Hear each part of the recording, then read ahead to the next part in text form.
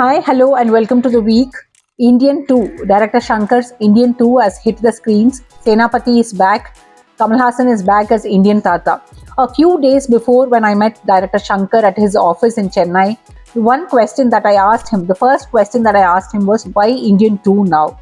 Shankar immediately replied, whenever he came across an headline in the newspaper about bribery or corruption, he had always thought that Indian Tata or Senapati has to come back. So he has brought back Indian Tata or Senapati. The film opens with actor Siddharth. He plays the role of Chitra Aravind, a YouTuber.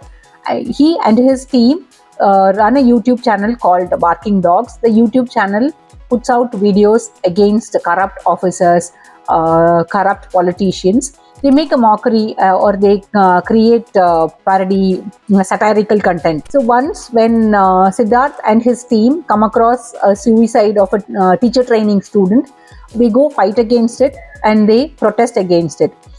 After that, Siddharth and his team get arrested. So then comes Rakul Preet Singh. She is the girlfriend of Siddharth. She comes to save them. They are arrested, and so Rakul brings them out from the jail. But helpless Siddharth, what he does is he trends a hashtag on social media saying "Come back Indian," and then comes Senapati.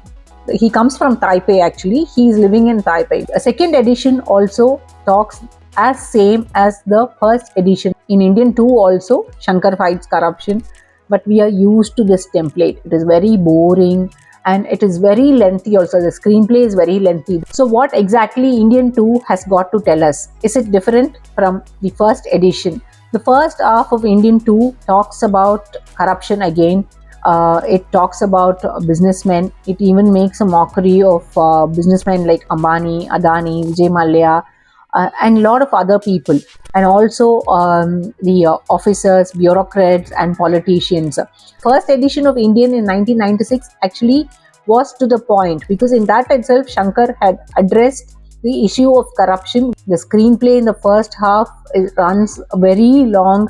In the second half, Shankar tells a lot about corruption again, but then how Senapati fights it, how Senapati fights the system, and what change he wants to bring.